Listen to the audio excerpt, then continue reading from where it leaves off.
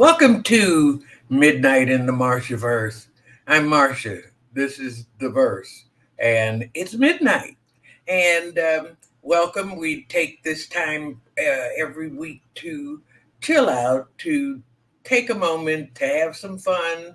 Late night, it's the end of the day, beginning of a new day, and so we just want to chill and relax and take time that we don't usually get in the day. And because I like to chill with cannabis and cognac, you're welcome to join me, or you're welcome to have a glass of water and a cookie. I don't really care. But I am having, oh, it's the cute, the cannabis this week is the cutest little thing. It's this little disposable called an Endo Puff. It's tiny. I saw it and I got it. It has Acapulco Gold vape juice in there. So I'm going to get into that. And the cognac today is a Martell VSOP, a very special old pale. And so we're going to pour a little something, something, and get things started. Look. That's about all we need. We're not going to be greedy.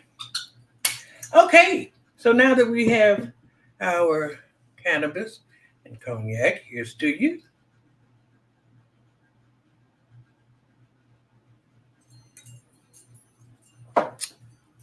Thank you, Paul.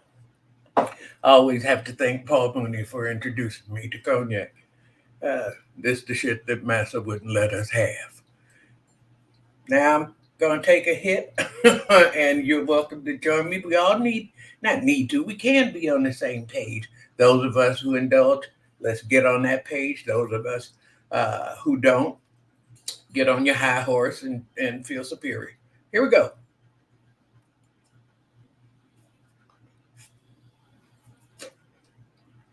All right. Now, let's get on with the show. Let's get on with the show. And we start with my comediosophy.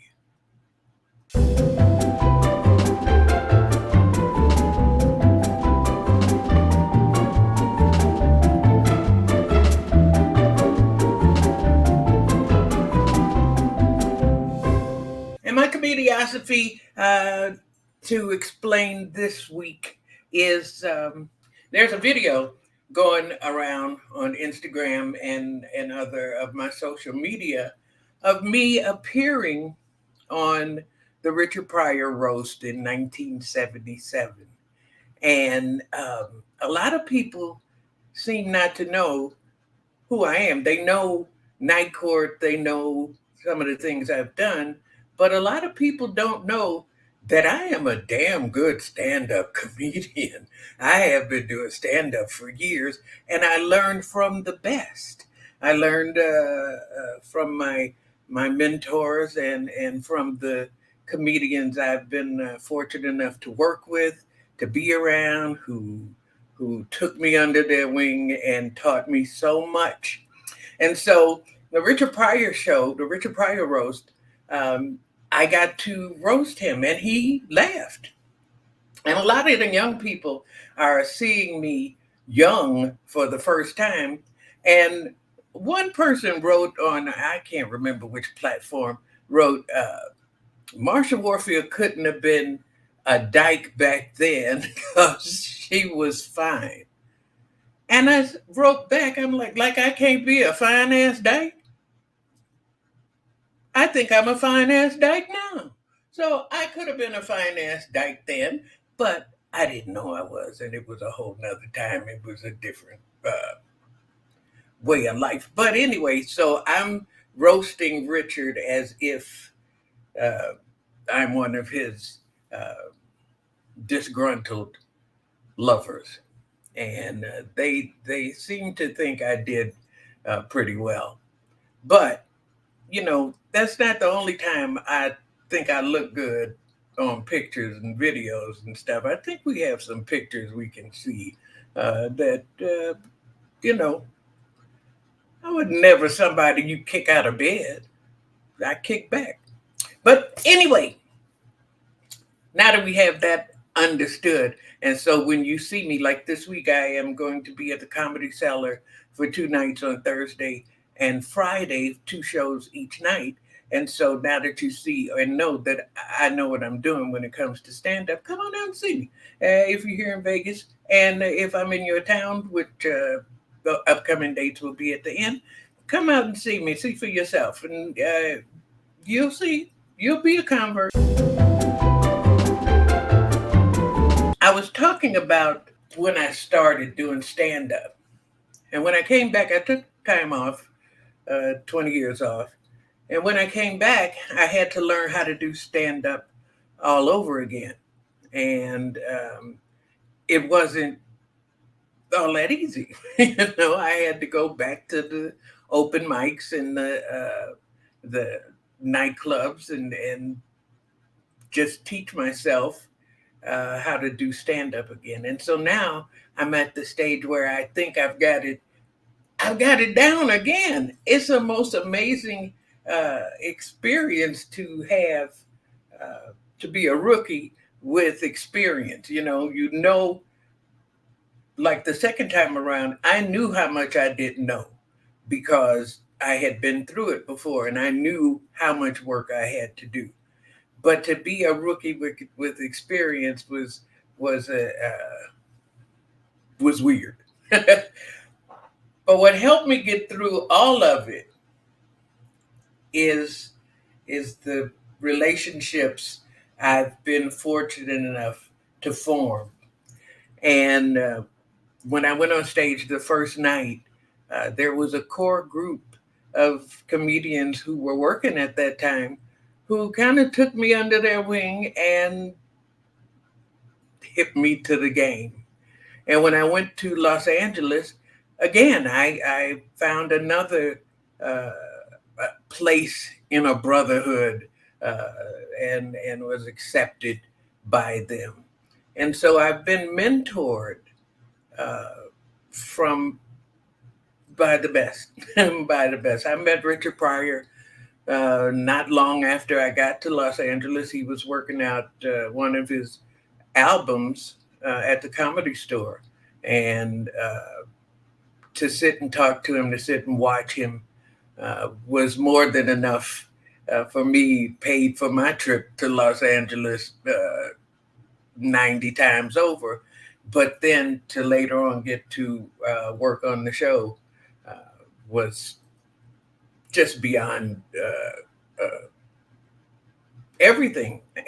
I learned so much. I experienced so much. And I still have a piece of tape or a couple of pieces of video or digital, whatever it is, floating around, going viral almost 50 years later, because I had the opportunity to work with not only Richard, but some really, really talented people. And one of those people who fits both those categories, who was there the first night I went on stage, and who was there on the Richard Pryor show, and has had just his own wonderful career and is still going strong, is here with me tonight, and his name is Brad Sanders. And we'll get into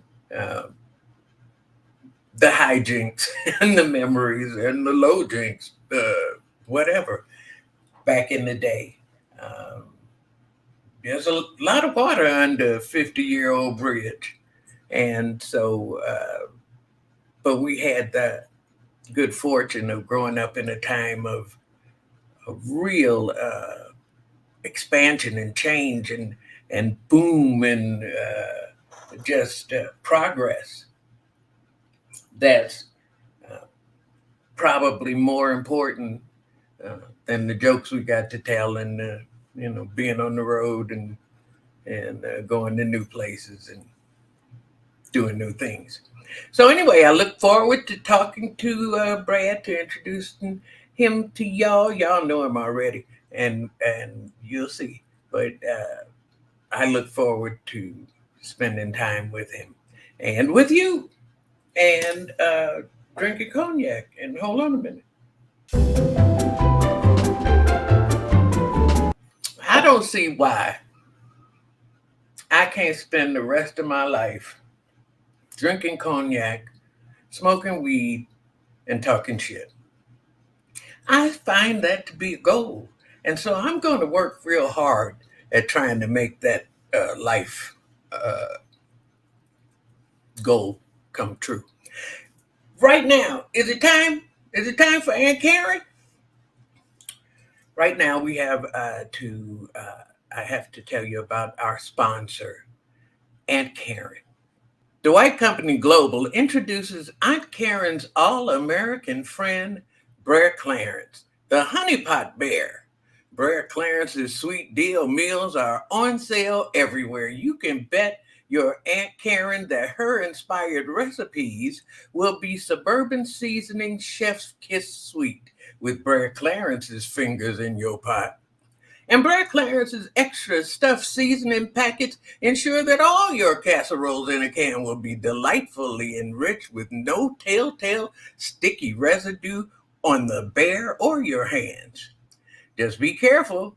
Brad Clarence's sweet deal sticky meals combined with Aunt Karen's suburban seasoned boiled in can casseroles will be so good, your family might have to call the police on each other. Thank you, Aunt Karen and Brad Clarence, you sticky finger bear. We are so fortunate to have you as our sponsor.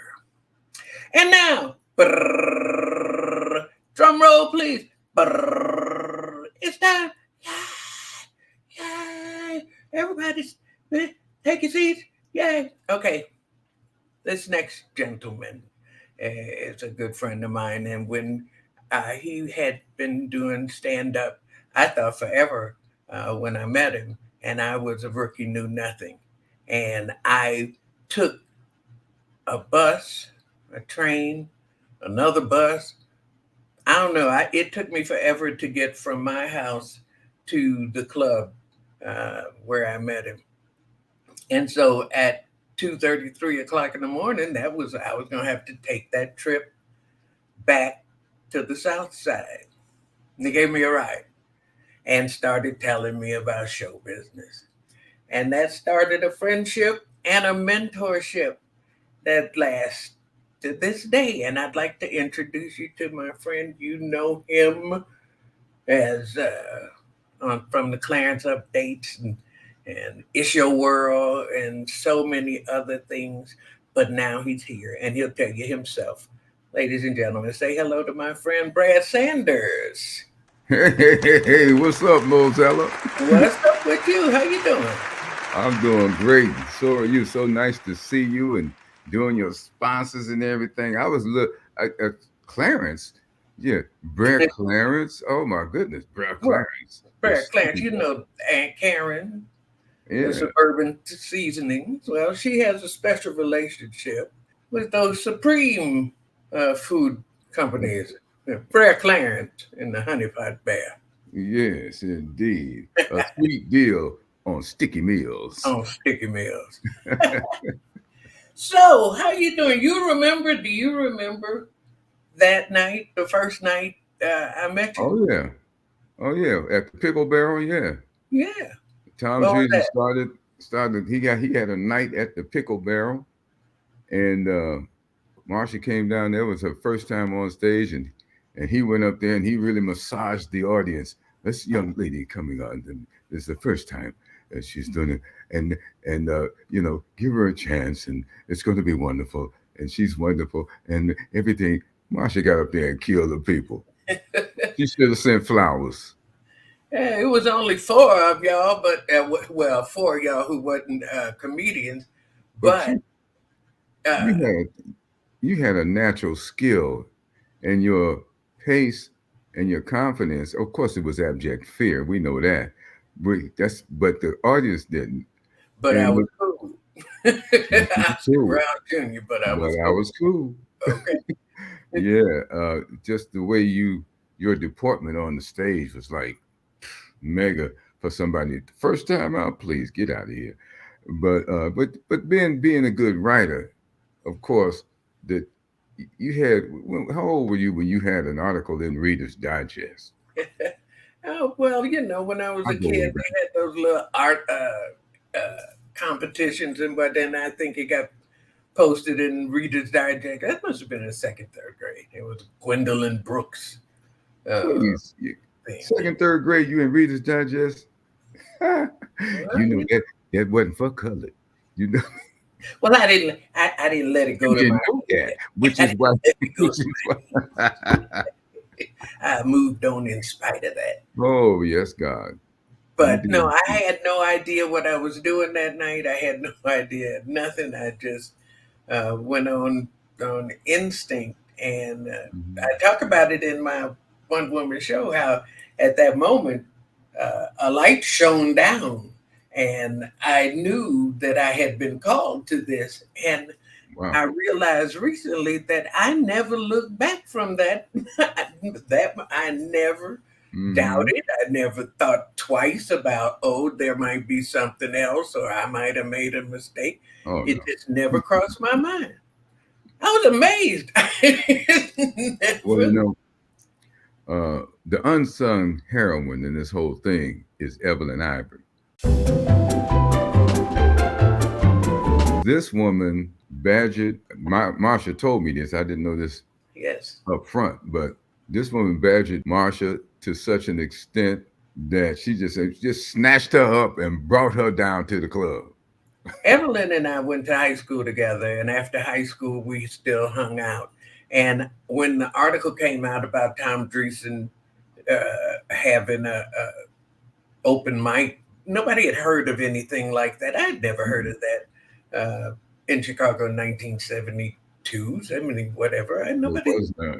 No, I So didn't. it was intriguing, and I told her I was going to go down there because they said anybody could try out if you came down and signed up. So I told her I was going to try that, and she said okay. And then I never went. And so one day she showed up at my house and said, "Put your clothes on. We're going down there." I look, we're going down where? She said, "I'm tired of you talking about going down here to this club. You going today?" So we got dressed, got in the car, went down there, got there way too early, sat through who knows what. And I must have been about 2 o'clock in the morning when I went on. Were there that many comics there? Well, I know Judy Tenuta was there, Beauty, and man. I know you and Daryl and one Mr. B and James Wesley and Paul Kelly and Oh yeah, okay. yeah, it was a lot of people. Brent, Was Brent there yet? I think so. Brent Oh, was there early on. all right. I think I met Bill, Dr. Bill, Mhm. later, but yeah, there were a lot of people, Oh and yeah. didn't we go out and all go in a group and have breakfast or something? Anyway, You, took me you home. remember that night, me, you, and James Wesley Jackson went into a recording studio, tripping on acid, and recorded this not hilarious album. This is supposed to be how mentorship helps you grow and develop, and Oh, you take it to how old dudes give young girls drugs. you had your own. Don't play with me. Okay. Anyway, yeah, we did that, and Yeah, but it was. I hope there's no extant recording floating around Well, that might come to haunt us. I hope not. I hope it never comes out, but I have it somewhere. Oh goodness. No, darling, you don't want to hear that. Nobody wants to hear that. Okay, but now, yeah, we don't want to hear that. We Yeah. do want to hear about Mohambo and Sambo.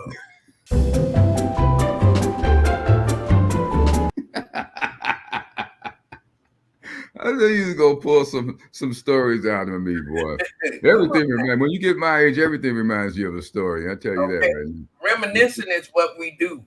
Yeah. Yeah. Well, Mohambo and Sambo, we were Bohannon and Sanders. And when you go down to these clubs, especially with this was the before the age of comedy clubs and open mics and all of that. We would just go to a club and just get on stage to see if we could get on. Well, we comedians and and we tell the guy to get in the MC. As always, he mad because he the house MC and you taking up his time, so he player hating. And he said, "Oh yeah, ladies and gentlemen, these two cats gonna come to the stage." He said it, buddy. I don't know. Welcome to the stage. What's your name? Bohannon and Sanders. Mahambo and Sambo. And so there we were. Yeah. And I still fondly remember that. Remember when Jay Leno did the joke about being introduced as Ray Pino? So it happens. Right? By Playboy Bunny. But yeah, he was. It's my name is Jay Leno. Jay Leno, right? Jay Leno, right? Yeah, Jay Leno. Okay, ladies and gentlemen, welcome to the stage, Ray Pino. Yay! Well, show us your Pino. Yeah. So we get to Los Angeles. How long did you work in Chicago? And when did you first meet Tom Dreesen? You mentioned he had the pickle barrel. I did stand up in Chicago about 7 years before I went to LA. And Tom Dreesen had also a club on Monday night, Lake Pub, which was a very nice little club in a hotel. And, he would go in there. He had that Italian gift of gab. And he would go in there and say, "Well, we can come in here on Sunday night. Give me your dark night. Give me your dark night." And that's how he started, because he had gone out to LA and probably New York as well. But I don't even think, well, the Comedy Store was there. He had seen something out there where you can have these nights, and he got the idea to get a dark night where they didn't make any money anyway, and just give me the room. And he had Irv Cups in it from the Sun Times down there. He had writers down there, and he had different comics came in, like Rip Taylor, Freddie Prinze came in, and Tom was a good hustler. He was a hustler. But you and Tom were both in comedy team. Yeah, and we met at Joliet Penitentiary. Okay, were you visiting or yeah, Tom always says that. Brad and I met at Joliet State Penitentiary, and then what we were doing, Tim and Tom were doing a show and Phil Coran was a local jazz musician. He had a band and everything, and I think he even had one of the more famous saxophone players with him, and he took the show out to Joliet, and he took us with him. So we performed to a captive audience. Yes. And it was very interesting. It was a very interesting time. Yeah, that's where Tom and I met. Okay.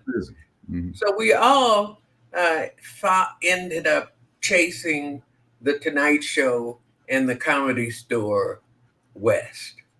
And so we all left Chicago relatively soon after that, because I started in 1974 and I left in 1976.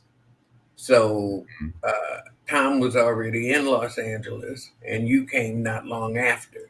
Yeah, I came also in 1976 to Los Angeles. Okay, but I got there in March. Yeah, because you tricked your family into giving you a birthday present to Los Angeles. She went to LA, y'all, and never went back.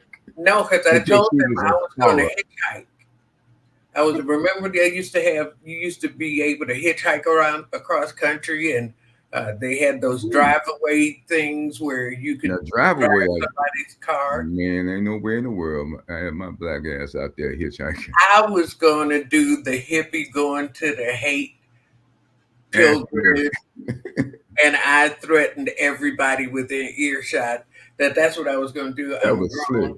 And I can do what I want to do, and I'm going to Los Angeles. Oh man, well, we're gonna buy you a ticket, okay? For your birthday. We're just gonna buy you a ticket because you talking crazy. If you wait I'll give you a ticket to Los Angeles for your birthday. Well, I can't do nothing with no ticket. I'll give you 2 weeks. You'll figure it out. You see what's going on, and you'll have a return ticket if you want to come home. I said, okay, great. And I got to Los Angeles on my birthday on a Friday, I believe it was. I could see the Comedy Store right next door. I went there as soon as I could. And that Monday, I cashed in my ticket. I was going to ask you. I got a job in Beverly Hills, and I auditioned at the Comedy Store with same night Argus Hamilton. Oh wow. We both Okay. got passed over, Yeah, but I didn't care you because worked for an answering service, didn't you? yes, because Hmm. I was a switchboard operator in Chicago. I worked for the Bell system with my mother, and had been that long distance operator voice on the other end in the beginning of my shift. By the end of my shift, it was long distance operator, and it was a whole different job. But so we get to Los Angeles. Remember, every time we got a ride home, the only people with cars were like white guys with Volkswagens. Joy And Gaynor. so every time we would get a ride home, we'd get pulled over on La Cienega Oh my and God. Doheny at that corner. Yeah, because we were coming from Beverly Hills, and if a black person was in Beverly Hills at after 11 o'clock, an alarm went off. So the police came out. Joey Gaynor was giving us a ride home. We were coming from the Ye Little Club, with the Marshall or something with the guy's name. Anyway, we were coming from the club. We get pulled over. We coming down Santa Monica Boulevard. We get pulled over, and the cop is talking. He's got his hand on his pistol, and he's talking, and he goes to Joey, "Are you all right?" Like we done kidnapped you. That's what they always ask the white driver. Are Are you all you right? okay? You okay? How do you know this guy? That's what they ask us. How do you know this driver? I said, "Yeah, this is Joey Gaynor. He's a comedian. We're friends. We're a comedian." Yeah, yeah, yeah, yeah. And Marsha telling the police, "Would you please take your hand off your gun, please?" And with a big old smile on his face, and he did. Yes. The popo took his hand off his He gun was, because because he she was said so. scaring me. Yeah. He was scaring me. Getting all dainty and shit. Yeah, well, it worked. Anyway, It did, and I was glad. uh, Let me just say that. uh, so after we get there and we got the comedy, the Richard Pryor show, what were you doing up until the time you got on the Pryor show? Oh man, what was I doing? I You was still playing golf? Let's uh, go there. You still well, playing I golf? was a caddy at the LA Country Club, and I had never caddied before in my life. But I was, I was trying to play golf. I like golf. I was a caddy at the LA Country Club, and that is like being a gun bearer in a Target is a Tarzan movie. Is she break to the left, Buana? Yes, Buana. Here your pitching weight, Buana. You know, it was Steve Range, and they put you in a caddy yard, and it was like an antebellum building structure was the main house, and you couldn't go up on that level without permission. And the caddies were down in the caddy yard below. And the caddy master, which is actually what his position was called, Al Hindi, came over and looked over the rail and go, "Come on, Jorge. Come on, Jesus. Come on, Gonzalez." Then he walk away and look back over his shoulder and go, "Come on, Brad." I'm like, okay, screw you Yeah. too, but here I come. So, but that was how. Was that just for the Oh, exercise, for the extra cash, or that was for for the contacts and the all contact, baby. They didn't have no blacks, no Jews, no entertainers, and no dogs at the LA Country Club. that? Okay, so Okay. no, I wasn't gonna make no contact. I met some in. I caddied for Robert. Clark, I think it was. He was the chairman of the board of Standard Oil. I caddy for somebody, but I wasn't gonna be no contacting. Get your black ass back on the bus and go on, down there on Tamarind. So I also got Bill Miller got me a job doing phone sales.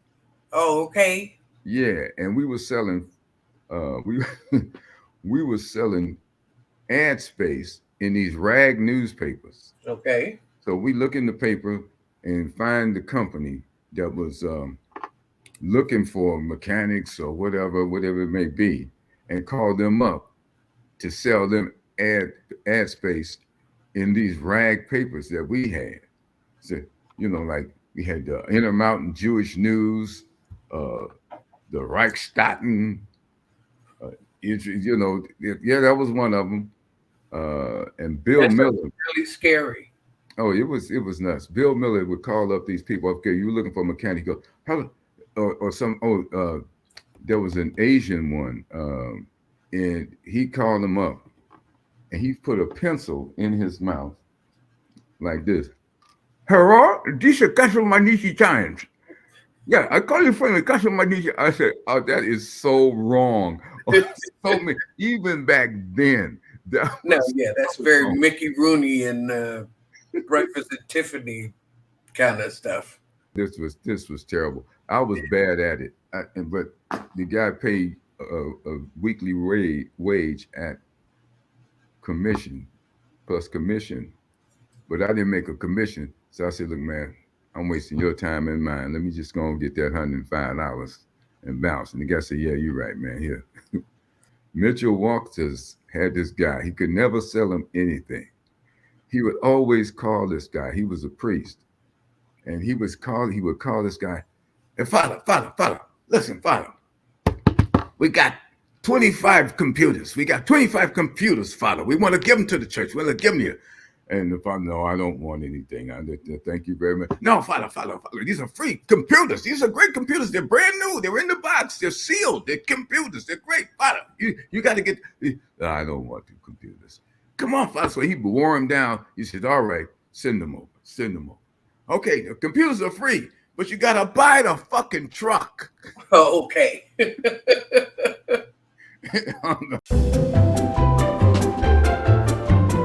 After this, then we do the Richard Pryor show and we were there the day he got married. Oh my God, yeah. You remember you were there, right? Yeah, I was there, and Pam Good Clown. Yeah. Well, see, we didn't see that. Huh? We didn't see that. I saw the bandage on her hand. He showed up with a carnation and a salmon-colored suit and a tie, peach. And I'm like, he just got married. Everybody told me I was crazy. And sure enough, he had just gotten married and messed up my rehearsal. Yeah, he was, because they got married on the sound stage. They put parquet tile on the floor in the rehearsal hall, wasn't the sound stage. Met in the rehearsal hall, and that's where they got married at. And I was in the Jet. You was in the what? In the Jet magazine. Oh, you were? Yeah, don't get brand new. The Jet, you know the Jet. What was you doing in the Jet? Standing at the wedding. I was at the wedding. I had on my one cool outfit. My mother had given me what's that fabric? Kiana fabric that's supposed to be silk. Okay. Looked like silk, and an Amway gold necklace and some jeans. And I bought myself some of them Kmart track shoes. And I was standing there in that, and you could see me in the crowd just trying to throw my face to the camera. Yeah. Now, I remember you in the Inherit the Wind sketch. What was that? That Inherit the Wind, To Kill a Mockingbird. Oh, yeah. My baby. That was you. My baby. My baby. Yeah. And Tim Reed feeling your head. Yeah. Oh, yeah. Like he was. Oh yeah, he come up there. He said, "Yeah." He said, "No, this." He was because he was trying to find the white section or the black section, and he was blind, so he had the wrong section. He was in the wrong section. No, and he goes, "Okay, yeah, okay, I'm home now." He felt my burr head. You always were a soap opera fan. And the Yeah, soap operas hit a boom in the late 70s, early 80s. Well, in the 70s, 80s, they just hit a the boom and 80s. were Yeah, everywhere. And you were a part of that. yeah. But that was after I had gotten on like Merv Griffin, Dinah Shore, and Comedy Shop with Norm Crosby. But leading up to that, I was giving you my scrub jobs before I even started getting any of that. Going to just trying to hustle up on some money. The soap opera, I got hooked on soap operas in Chicago with my mother, her stories. But I got hooked on All My Children playing golf with Seth McCormick. And he had to leave so he could go home and watch All My Children. And I'm like, what? Yeah, I got to see Miss Kane, man. Miss Kane. And so I went, I didn't know what the hell he was talking about. So I started watching and I got hooked on it. And the reason I started doing a soap up, I started doing it on my stand up, talking about the soaps on stage. It was a nice bit, it was a hook. And so, uh, but the thing I learned in third grade enabled me to really make use of that. The teacher, Miss Carruthers, would have you to read a story and tell it back in your own words. And so that's what clans, Claence, not Clarence, clans. Clans. That's what he was doing. I combined that with a character I saw at the Winchester bar named Clans. Yeah, my name Clans, baby. Give me a drink. And so I put those two elements together to come with the character. And I would talk about the soaps on stage, and I would see people, I see ladies nudging their boyfriend, and and they're quiet. They ain't laughing. So I'm saying, okay, this is dying. And come to find out, they were so intent because they was all hooked on the soaps. Right? And man, you know, when I got done, they was like, yeah. Well, yeah, a man having an interest in soap operas at that time was not really all that normal. That was No, women stuff, and it looked at with disdain. So for you to validate all those women and I with knew your the story. charming ass, that's one thing that Well, thank you hey, so much, you've Marsha. Thank you. always been and that charm has led you to your uh, be good to women. Oh yeah, be good to women day. Yeah, because I love women. Period. I was in Dallas at a comedy club in Dallas, and I was doing that on stage. Tom Joyner was in the audience, and he invited me to his show and asked me to do that bit. He was doing a soap opera thing, Down and Dirty, Funky, Nasty, All My Children update on the radio. He Okay. said, I saw you do your thing. I want to, I want you to do it on the mic." And I did it, and the phones went crazy. I overheard people talking about it, and that's when I got the idea. Well, actually, uh, Coco Evans was doing comedy on KJLH, and she was a brilliant mimic, and she did all these voices and stuff. And I said, they don't know what to do with her. I'm gonna go down there and work with her. I took a bunch of stuff down there. One of the bits that I had in my stack of material was the soap opera thing, and Jim Maddox, the general manager, said, "I want to put that on," and that's how it became a radio piece. But the best thing that they ever did for me at KJLH was not pay me. So I started hustling around other stations. One thing led to another, and I ended up with New York, Chicago, LA, Philly. I had 10 of the top 10 stations in the country, and I had tried to get on. And I didn't have LA. Jerry DeFrancisco caught up with me some kind of way while I was on the road doing a gig, and said, "When can you start over here?" And then that led to a syndication deal. That was my first syndication deal. And then you ended up on CBS. Yeah. So that was, you want to tell me? Well, that was because of the lawsuit. All My Children sued me, even after giving me permission to do the show. And CBS said, like, free publicity? Sure. Come on. And so that led me to a relationship with CBS, which has been wonderful. And they had me doing See, but the good thing was Susan Banks. Susan Banks and her crew. She was the head of on-air promos, and she had all these great ideas. And she put Clarence in the. They had Jack Forrestal built a whole Soap Central set, and she had me in limos with four TV monitors, so I could see all four of the CBS soaps and talk about the best wardrobe and a mystery lady. I was writing for this magazine, and all you ever saw was a hat brim and a glove. And man, okay, man, come on, No, let them guys no, go. okay, yeah, go ahead, brag. Anyway, Bragging, I'm before talking about being blessed, baby. That's what I'm talking about. I yeah, but didn't even you get know, this. no, that's wonderful, and yes, blessed, all that kind of stuff. But when the blessings was being handed out, they were being handed out specifically to you. So it wasn't like you got somebody else's blessings. Anyway, Look, I ain't even go there with you. I ain't even I'm going just there with saying you. you No. need to not need to, but I see you as bragging righteously, and you should be braggadocious about your accomplishments. I'm appreciative about my accomplishment. That's no argument there. Yeah, I did it. You have to go and do something. I didn't say somebody just dropped it in my lap. By the same token, if God hadn't given me that blessing, if I had thought of it all by myself, I would have thought of it long before I was looking on the comedy store floor for money. If it was just me. So that's where I'm at with that. I ain't come on here to proselytize. I'm just, Well, everybody got a thing, and your thing is valid for you. It works for you. I ain't got no problem with it. that's all. I'm just saying that from my point of view, a Yeah. lot of times people, like all of us, we what they say, hide your light under a bushel, and so that you don't take the credit and place it elsewhere.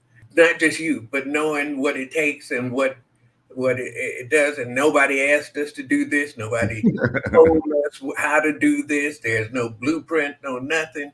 And you did the things you've done because you are who you are, and Mhm. you did that. And so because you did that and you made that work for you, I say Mhm. bravo and congratulations Well, to thank you you. for what you've done. Well, And I I want you appreciate to it. get your flowers, while I'm here to give them to you. Well, I'll tell you, I love the fact that you said on the Breakfast Club with Charlemagne the God, he said, who helped you? You say everybody. And then, and then you gave me mad love. So don't think I don't appreciate it. You was there. But let's bring on my sons, my two sons. Da, da, da, da. My oldest son. Yes. I'm going to just we've been working together. We started working together. I met him when he was working with Brain Pryor, and they did a show, and then we ended up working together at the Strat at the LA Comedy Club. And he's a very funny man, and he also is the producer of my one woman show, Okay. the Book of Marsha. So please say hello to my son, Stephen Roberts. And don't say Steve, it's Steven. Hi, Steven. Hi, thank you for saying Stephen Oh, Okay. you're welcome. all the My time. youngest son, my baby boy, my problem child, I love him dearly. He and I started working together at the LA Comedy Club back in the day and worked all the way up until COVID. And now he's just working all over the country. He's opening for Lunel at Oh, Jimmy wow. Kimmel's and has his own night, Friday night show, those Skills show at Jimmy Kimmel's. And he is here with us tonight. Say hello to my baby boy, Skillz Hudson. Hey, Skills Hudson. What's up? Hey y'all, Hey, what up? so Man, gentlemen, everything's good, bro. Skills is from Chicago. Oh, okay, homie. So you've been listening. You have anything to ask an old comedian? Well, I just wanted to say that a few years ago, Marsha sent Skills and I over to see Tom Dreesen do his one man show about all his adventures with Frank Sinatra. Mm-hmm. And she arranged for us to meet Tom. And turns out Skillz and Tom grew up in the same neighborhood. Oh, Harvey. And yeah, and so they were talking. I mean, they just started to go back to the old days and Yeah. start comparing their neighborhoods. It was really cool. And I lived in Chicago for about 5 years. Oh, yeah. So Yeah. I had a reference point for it. It was pretty great to hear those two talk about it and see them connect like that. That was a real great memory, wasn't it, Skillz? Yeah, it was a real black and white moment. Yeah, man. Kodak. Well, Tom, for those who aren't aware, has a history of black and white moments. You know, being in a interracial comedy team, and we had, you know, there's the Comedy Store, mainstream circuit, where comics try to work, and then black comics have a chitlin circuit that we work. And so we'd be working these clubs on the far south side, these bars, these places where they turn the jukebox on if you're not funny, or they cut off the bank, they just all kind of stuff. You know, just like we would go to the north side to go to those clubs, we'd invite the comics from the north side to come to the south side. Most of them wouldn't come. Tom always came. Tom owned the room. Tom never had any fear or of the room he was in, because the audience wasn't white. He came and did his set, and some other comics who came with him. There was one. I ain't gonna name him. There was one, and he was waiting to go on, and we're sitting in the back, and everybody's just talking in the little booth, and all of a sudden we look over, and this guy is going. And he couldn't stop hyperventilating. It was just sheer terror. That was at the 3Gs. That he was always just Tom, and we all. Bill Miller was like that. Never tried to be anything they weren't. You know, they were still. They were still white guys. White guy accents and still doing their thing. And I always appreciated that they didn't have that deer in the headlights reaction to just being around a different crowd. You know, the ones that used to get me was the white guys try to black up. You know, I'm standing. I was one of the things I did when I first moved to LA was hand out roses at an Olivia Newton-John concert at the Greek Theater. A rose, compliments of Olivia. A rose, compliments of Olivia. Compliments of Olivia. And this white guy comes there with his, "Hey, brother, look here, man. Can I get a flower for my lady? Is that cool?" This white dude. And so I said, "Oh my God. Oh, please don't hurt me." You were in Hollywood Shuffle. Yeah. And we came up in an era of, can you do it a little blacker? Oh. You know, and you'd be in a reading, and that was nice. But you know, we're looking for some. Could you give us a little more of that thing, that urban thing? You know, you guys do, and we, as just one mind, all would just look at them and go, "I don't understand what you mean." You don't know what you mean. I know what you're talking about. They would show us, and so they're all of a sudden, come on, you know what I mean? You know how you like that, you know, like that. I didn't get that treatment. They would really want this. They were really working you. No, can you do it a little blacker, but not like, you know, a little more urban, a little more, you know, that thing you guys do. You guys, don't you love that? Yeah. That thing you guys do. Being that you said that you did 7 years in Chicago comedy before you moved out to the West, where did you come from before then? And secondly, when you did one of my favorite movies, Brewster's Million, how was that audition process? Oh, that was gangster. That was cool. Okay, first first question. What I did in Chicago before I went to LA, what clubs? No. Where did you before you got to Chicago? Before you went to LA? Before I got to Chicago, To me, what Wait a minute, you said you did. You said you did 7 years in Chicago before. right. So was it something before Chicago, or you were No, just saying? no, I was born in Chicago Oh, okay, okay, at Cook County okay. Hospital. Yeah, Oh, me too. I call Yeah. it Cook County Hospital. yeah, Cook County, bro. No, I'm talking like before Chicago. Hell, there wasn't no before Chicago. Okay, yeah. So the other part of your question was Brewster's Millions audition. Yes. I auditioned for that part with against George Wallace and Arsenio Hall. Wow. And what happened was I was I was open for Eddie Harris at Marla's Memory Lane, and Richard came down there, and I didn't think nothing of it. I didn't know nothing about, I didn't even know. I didn't connect. I'm opening for Eddie Harris. Richard just wanted to come out and have a drink. And just a side note, the hardest thing about being a star is you can't just observe people like you used to when you before you became a comedian, because now they switch up on you. They want your picture, they want your autograph, they don't talk the same to each other while they're in your presence. So anyway, by the time I finished my set opening up, the room was all on Richard. So he finished his drink. He sent me a drink over, and he finished his drink, and that was it. He walked out, and then I got the call from Norman Alajim. Called me. He says, "Yeah, they want to see you for for this movie." I said, "Well, shoot, I'm getting ready to go on the road, but on the road. I was going to a club, but the club was out of town, so he tried to glamorize it. Anyway, so he said, "Don't worry about it. Go do your gig.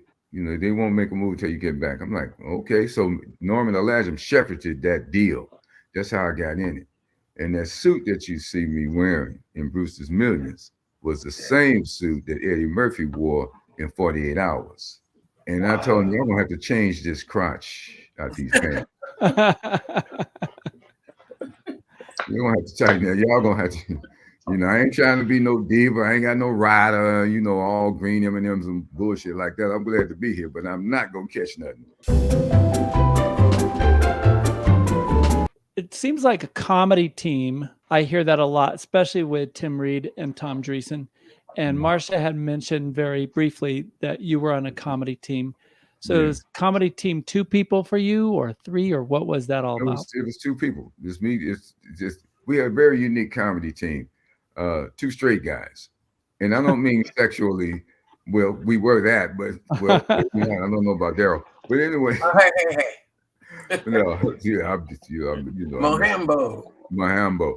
But I say we had a unique comedy team, 2 straight guys, and the audience be like, "Well, look, I ain't no comedy expert. But I know one of y'all supposed to be funny.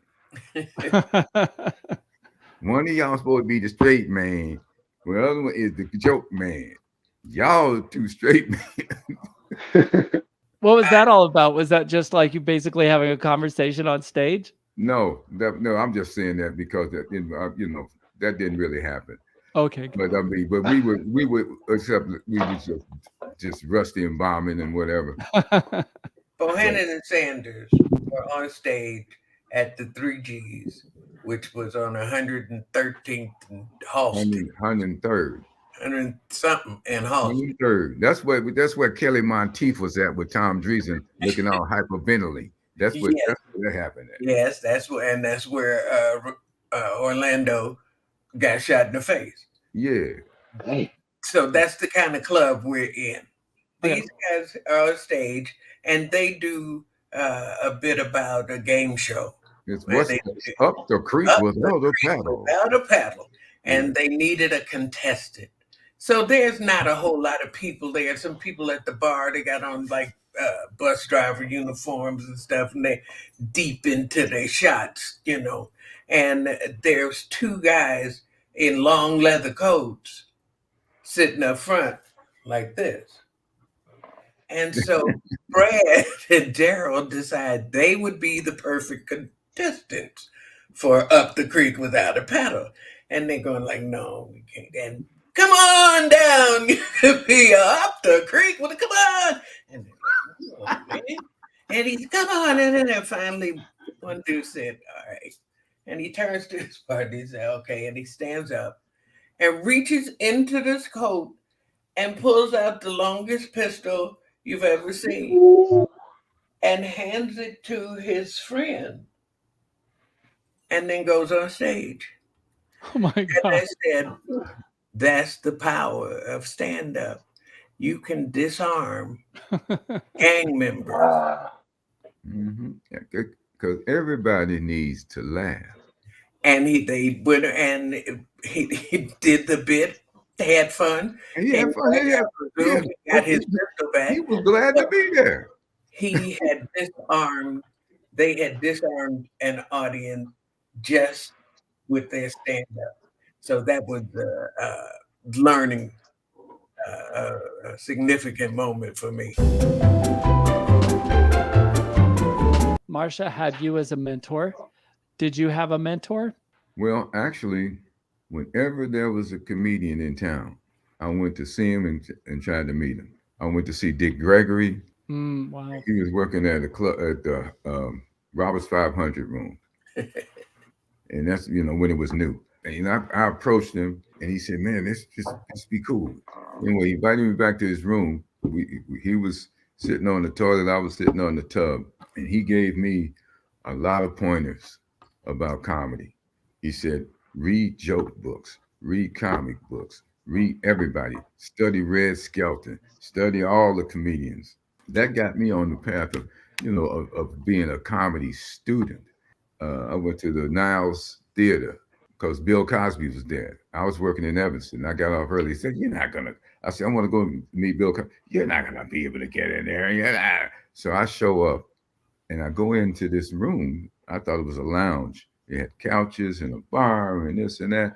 And I didn't find out later I was sitting in Bill Cosby's dressing room. But anyway. How did you get back there?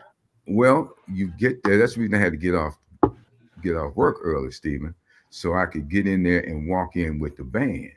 I walked in with people looked like they supposed to be there. Well, they weren't supposed to be there, but I walked in there with them and I went on and sat down somewhere. And then and people were cordial. First, this one white guy come back, can we get you anything? And then his son, well, this is my son, and blah, blah, blah. I said, oh, thank you. Nice to meet you. Yeah, I said, I know these people didn't think I'm no damn Bill Cosby. This is some bullshit. Yes, that was it, though. But that's why, so that gave me a little staying power. And when I found out that was Bill Cosby's dressing room, I went on out and I talked to one of the security guards. The security guard, I told him I wanted to, I wanted to do stand up and I want to meet Bill Cosby and get some advice about stand up and this and that and we were talking. We got to talking. He says, "Okay, now when Cosby comes through that door, same when I came in with the band, he said when he comes through that door, don't approach him. Let me talk to him."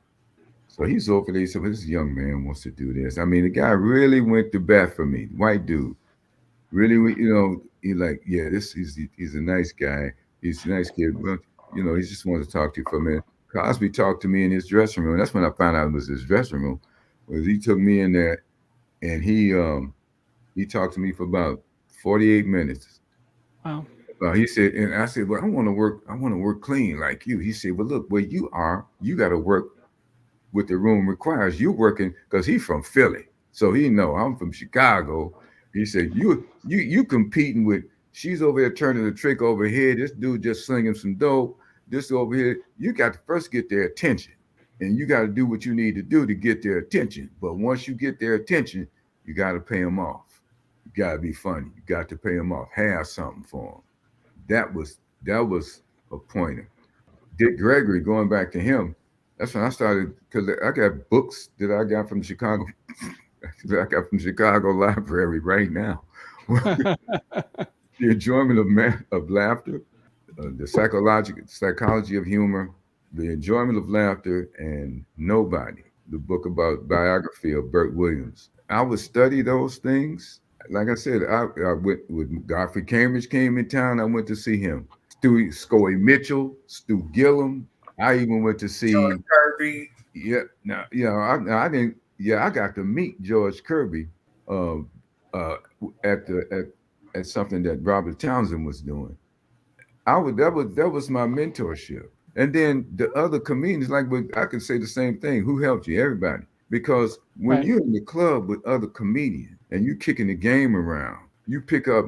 You ain't there to ear hustle no material, but you watch them and how they set up this joke and how they set it, how they segue to that thing over here and all. So you get technique.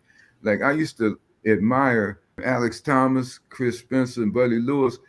After the show, they would sit down and brush each other's act up. You should go here with that and do this, that kind of thing. So mentorships, yeah, I had several. Oh, sexism, because you're coming from a patriarchal society, and it's the same way in the United States of America. It's the same way all over the world. It's a patriarchy. The men have the power. So I'd say sexism, definitely. Dang, I was going right with racism, but then after end, what you said, Brad, I'm like, oh, okay, that is. Yeah, the Yeah, women been sexist. for a long time, Yeah. from the Bible, from wherever. I'm right on. I'm sexism Okay. for sure. I don't Yeah. know which one came first after that, racism or homophobia. I'm sure that homophobia was late to the party. Okay.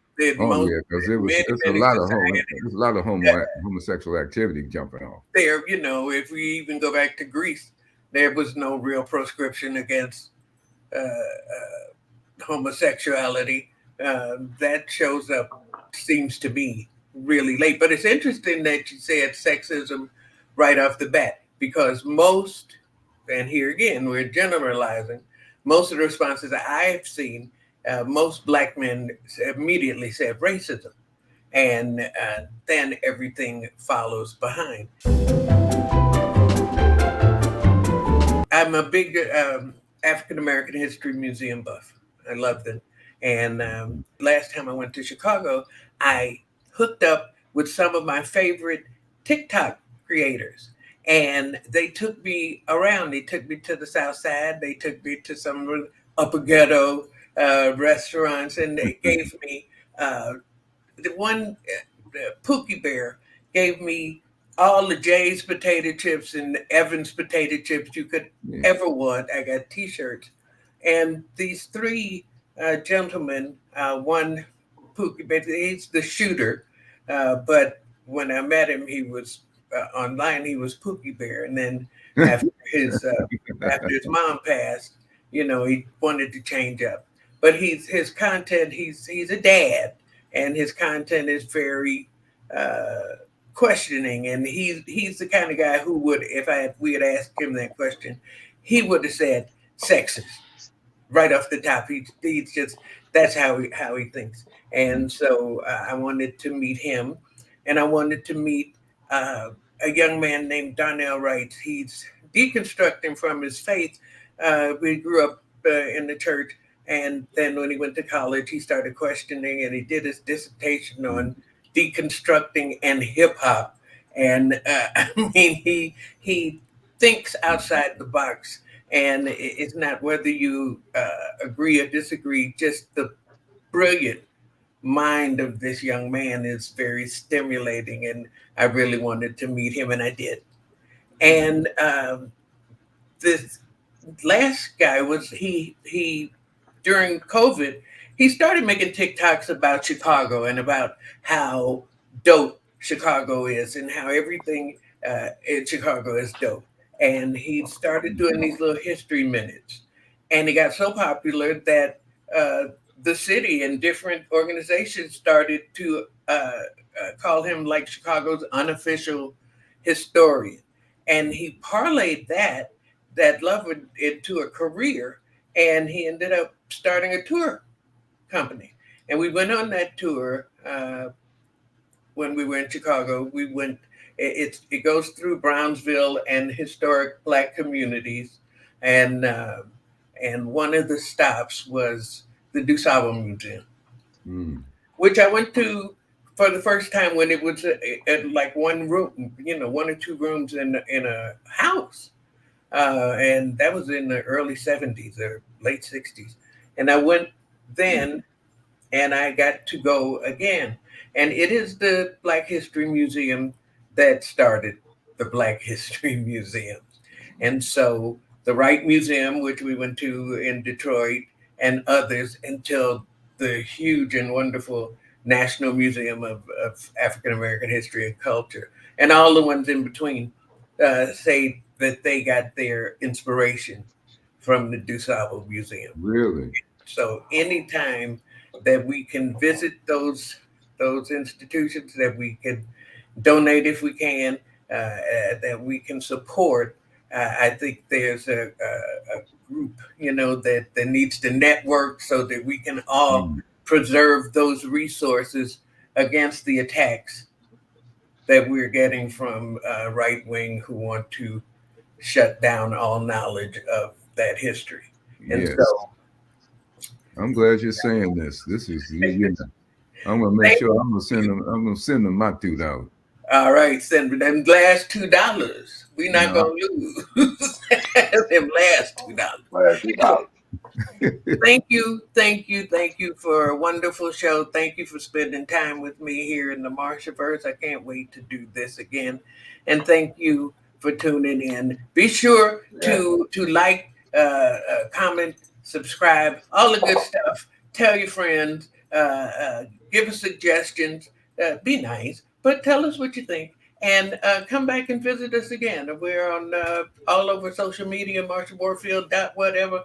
And we'll be back next week and talk to some more people about some more interesting stuff. Thank you so stuff. much for the invitation. It brings back so many good memories. It gives me a chance to remind myself of what I've been through. You know what I mean? And we didn't even talk about Jimmy Cook. Oh, man. Yeah. So, ladies and gentlemen, there are more stories. And Brad, thank you. Love you. My two sons. Thank you, Skillz. Thank you, Stephen. All right, Brad. Stephen. In the booth running everything, Early Gray, our producer. Thank you. And we'll see you next week. Come back. All right. Peace.